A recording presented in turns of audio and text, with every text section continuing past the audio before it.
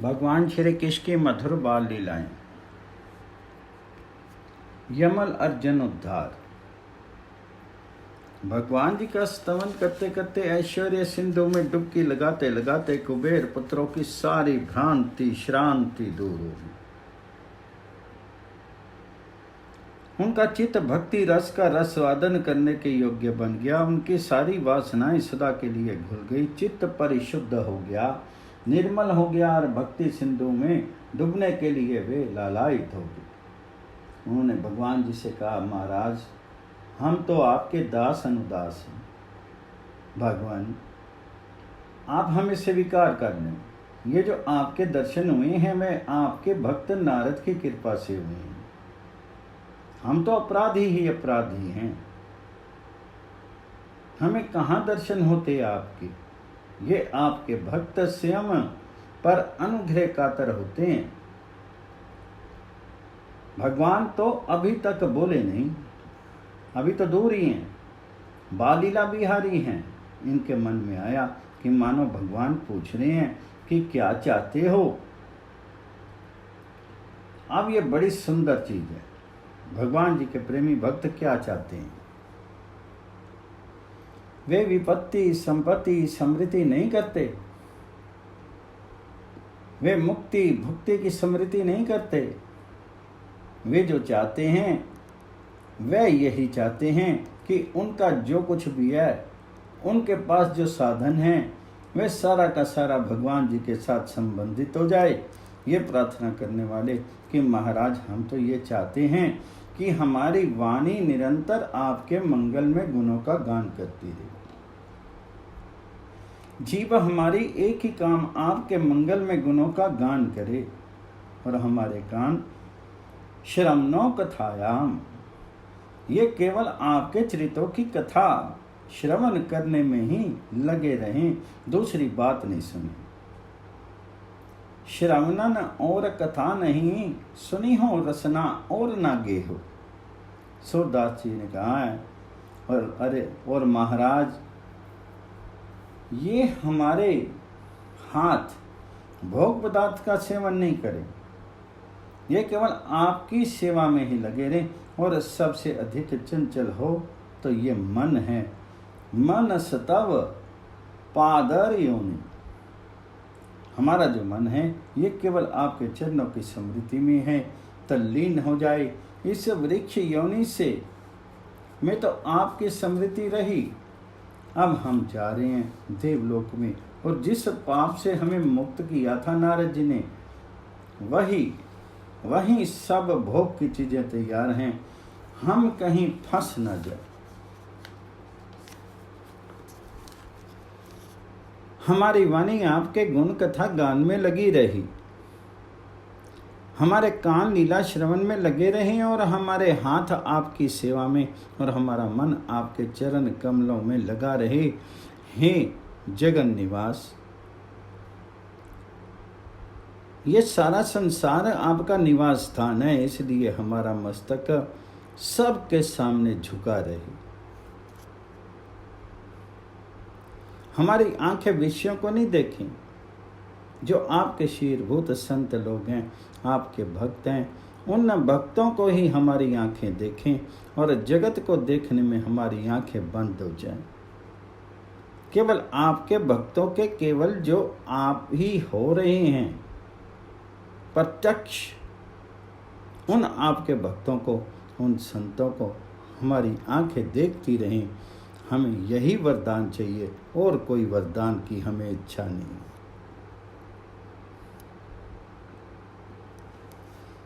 नाथ, कुबेर पुत्रों ने फिर कहा, हे नाथ, नारद जी का हम फिर उपकार मानते हैं। आपके चरण सरोज का मधुपानी जिनका व्रत है, ऐसे देव ऋषि नारद जी ने हम पर बड़ी कृपा की। अभिशाप क्या दिया, उन्होंने तो पूर्ण अनुग्रह कर दिया हम लोगों पर। लाव मात्र लीला के बहाने से असंख्य ब्रह्मांडों को अपने अंदर धारण कर लेने वाले आप आज इस अद्भुत उखल में बंधे बाल क्रीडाकारी वेश में हमें जो दिख रहे हो, कोई देखे ये उनकी कृपा से ही। ये झांकी आज तक कोई देख पाया ही नहीं। वैकुंठ विहारी को देखा, शेरशाही को देखा, सिंहासन पर बैठे हुए को देखा, देवताओं द्वारा स्तुति होते हुए को देखा, पर ओखल में बंधे दामोदर को किसी ने आज तक नहीं देखा। हमने देखा और हमने समझा कि आप कितने प्रेम परवश हो नाथ। ये नारद जी की कृपा है कि आपके प्रेम परवशता के स्वरूप की झांकी हमें प्राप्त हुई। हम धन्य होंगे। अब भगवान इसका उत्तर देंगे। भगवान तो हमेशा बंधे ही रहते हैं, उनको खोलना क्यों चाहते हो? भागना चाहते हो उनको, भगाना चाहते हो उनको? भगवान को बांधे ही रखो, खोलो मत। यही तो मुश्किल होती है कि वे बंधना चाहते हैं और ये खोलना चाहते हैं। जलती हुई आग के समान तेजस्वी देवताओं को देख करके बच्चे सब डर गए और ये दूर खड़े होकर के देखने लगे कि क्या होता है। देखा ये लोग हाथ जोड़ करके नतमस्तक होकर के खड़े हो गए और इन्होंने इन सखाओं के कन्हैया को कुछ कहना शुरू किया। बच्चे सब देख रहे, कृष्ण सुन रहे और नल कुबर तथा मणिग्रीव भगवान जी का स्तमन कर रहे हैं। उन्होंने मन में सोचा कि साक्षात भगवान की सेवा के योग्य तो हम हैं नहीं। बोले महाराज, आप विश्व मंगल हैं, आपके इस अवतरण से जगत का महान कल्याण होगा। आप स्वयं कल्याण स्वरूप हैं, मंगल स्वरूप हैं और निरंतर आप कल्याण ही करते रहते हैं। योगी मुनि बड़े बड़े साधक तप करते हैं, साधना करते हैं, कोई बड़े दुर्लभ भोगों को प्राप्त करते हैं, कोई मुक्ति प्राप्त करते हैं, कोई सिद्धि प्राप्त करते हैं, पर आपको प्राप्त करना बड़ा कठिन है, नहीं होता। जितने आपके अवतार हैं मत्स्य कूर्मादि, उन अवतारों में प्रकट होकर के आप जगत का निश्चित कल्याण करते हैं। और श्री कृष्ण स्वरूप में जब आप अवतीर्ण होते हैं तब तो आप परम कल्याण करते हैं, सबको आप सुलभ हो जाते हैं। ये तो अवतार है, ये जो अवतार है आपका, ये सचमुच विश्व का मंगल विधाता है। पूतना को आपने मात्र गति दे दी, सारे असुर आपके साथ संपर्कित होकर के आपके धाम में भुवन मंडल में जा रहे हैं। आपके श्री चरण में हमारा कोटि कोटि प्रणाम। आप इस समय अनादृत परम आनंद घन विग्रह हैं, आच्छादित नहीं हैं। आपके चरणों में हमारा बारंबार प्रणाम।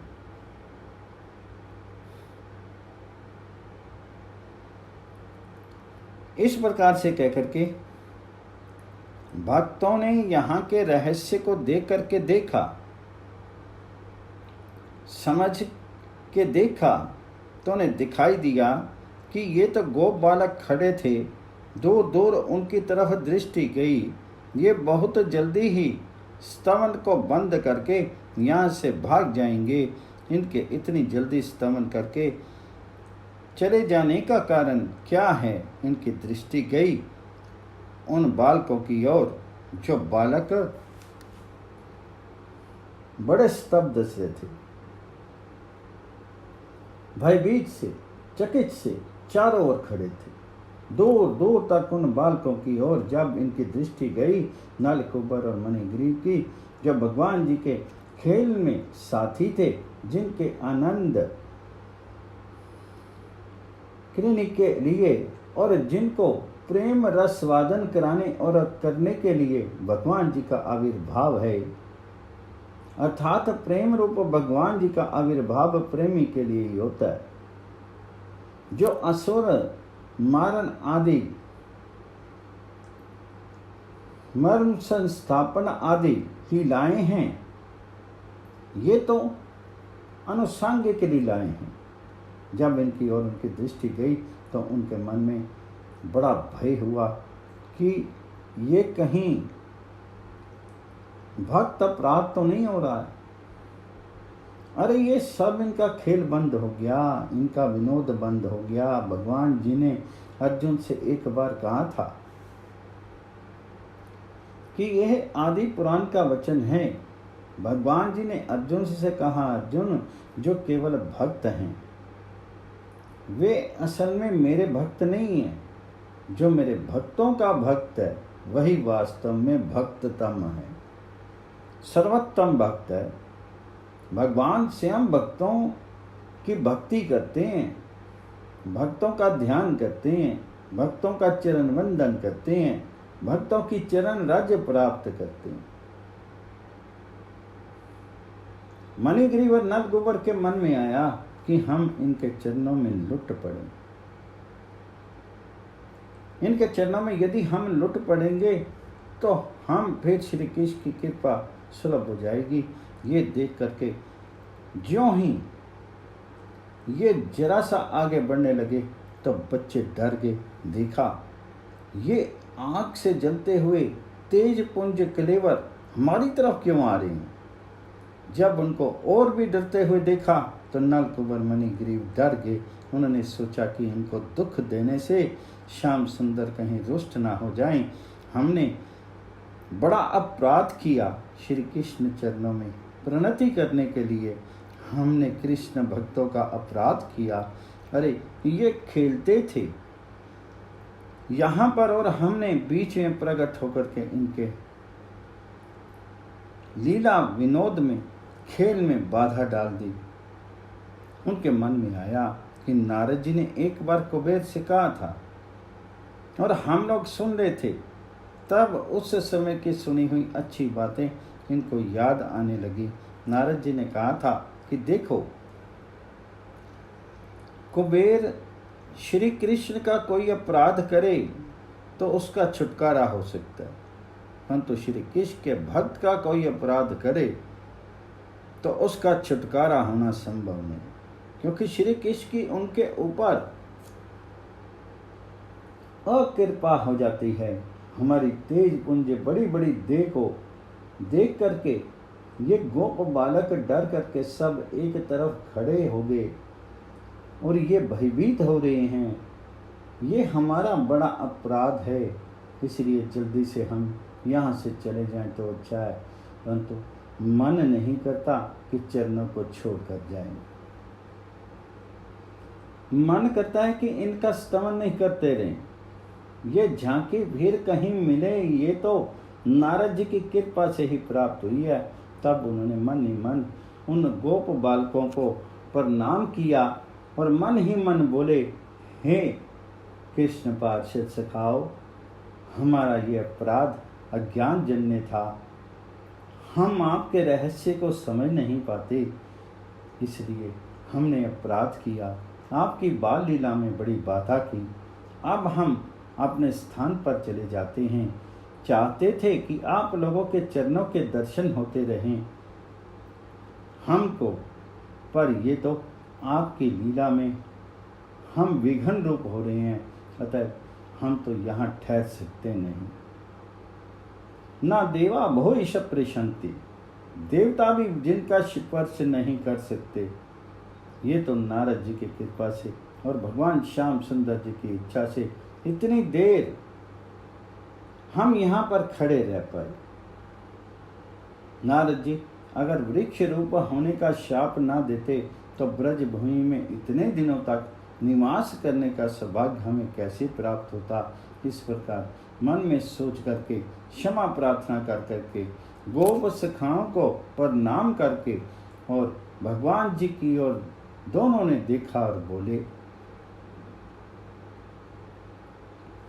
उनमें दैन्य आ गया था, सारा अभिमान मद जाता रहा, हृदय पवित्र हो गया। नारद जी के शाप रूप आशीर्वाद से और भगवान जी के दीर्घकालीन स्मरण से बोले, महाराज हम बड़े अपराधी नर अधम हैं। भगवान जी ने नर अधम कहा है।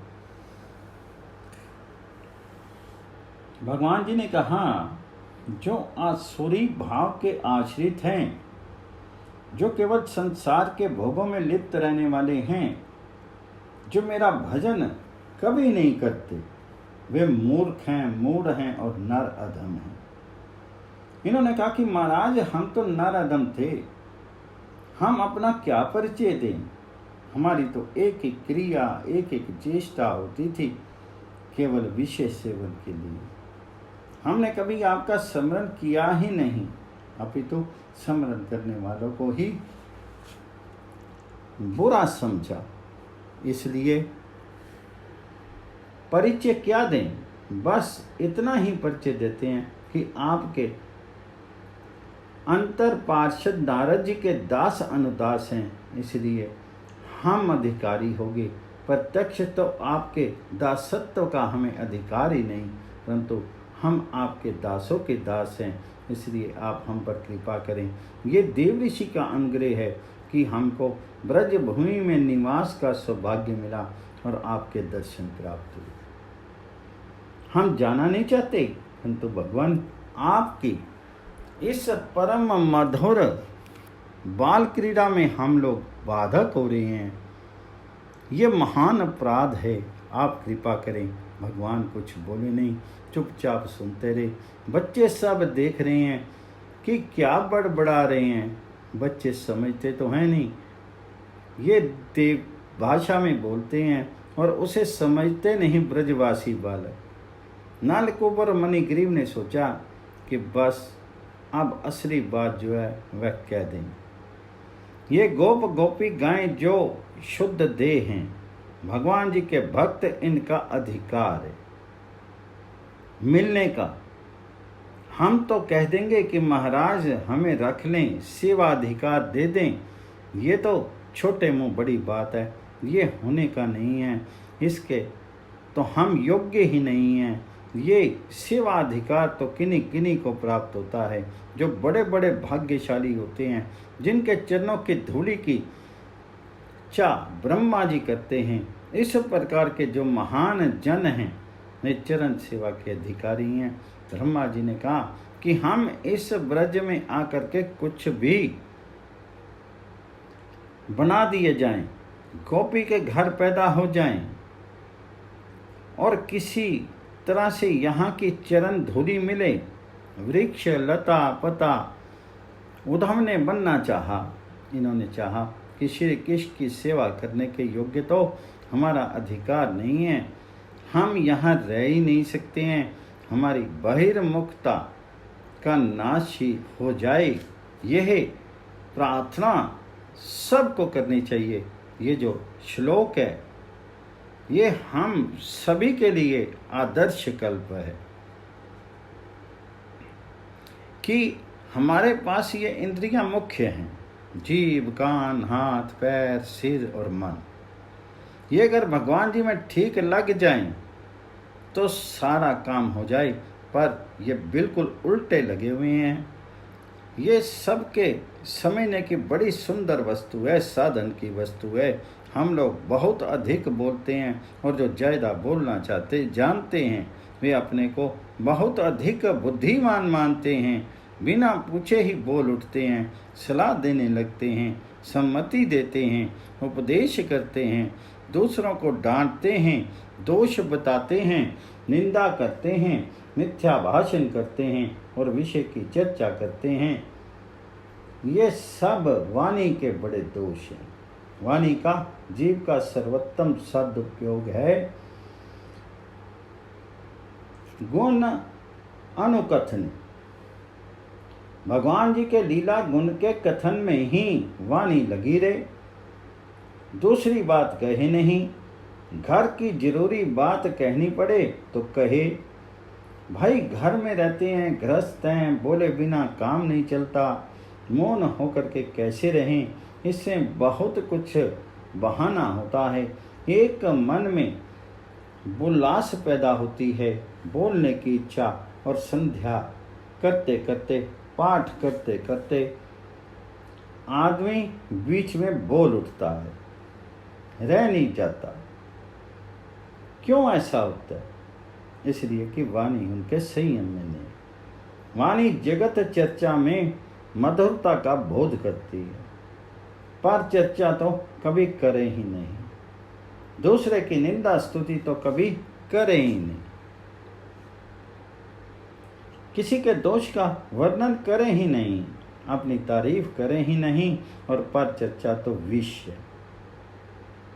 ये जो हम लोग पर चर्चा करते हैं, वे निरंतर वाणी के द्वारा अंदर जहर भरना यही काम करते रहते हैं।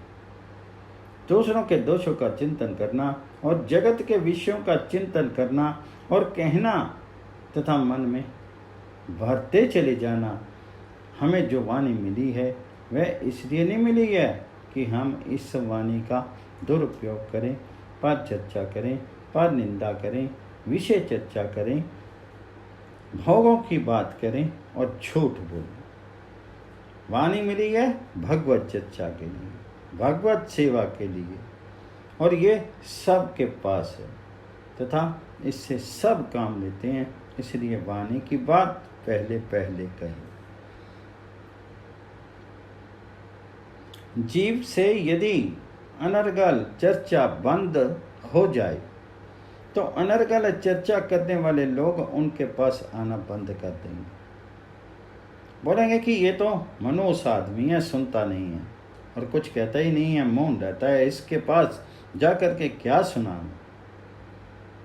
इससे उसका पिंड छूट जाएगा। पर बोलने की बड़ी बुरी आदत है और मनुष्य को दोष कथन में तो उत्साह होता है, दूसरे का दोष बताने में बड़ा उत्साह होता है, पाप कथन में। इसलिए पाप की बात तो मुंह से निकाले ही नहीं, पर चर्चा पुण्य के लिए हो, उसको भी जहां तक ही ना करें तो अच्छा है। वाणी को भगवान जी के गुण कथन में लगाए रखें। वाणी के द्वारा बहुत अनर्थ होते हैं। किसी को कड़वी जबान कह दो, किसी के लिए कोई बात मुंह से ऐसी निकल गई जो चुभ गई, फिर मनुष्य में होता क्या है कि जब वाणी उनके वश में नहीं रहती तो चाहे जो बोलता है और अपने को बुद्धिमान मानता है। कहते हैं भाई हम तो सच्ची कहने वाले, किसी की रखते नहीं, अपने को जो ठीक लगता है वह कह देते हैं। कोई नाराज हो तो हो, गौरव करता हूँ, दूसरों की का जी दुखा करके गौरव मानता है, दूसरे को कटु शब्द कह करके अपने महत्व का आरोप करता है। वाणी बड़ी बुरी है। बुद्धिमान लोग अधिक कटाक्ष करते हैं, दूसरों पर आक्षेप करते हैं। उनका जो अभिमान है वह अंदर से बोलता है।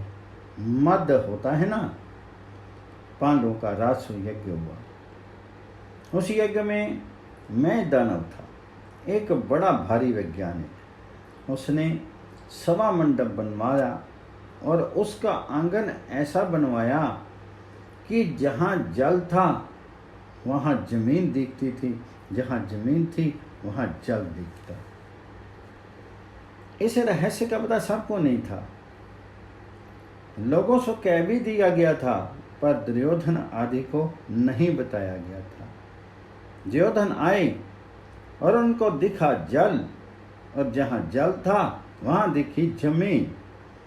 दुर्योधन अंदर गए तो जमीन पर पैर रखा तो उन्हें दिखा जल है।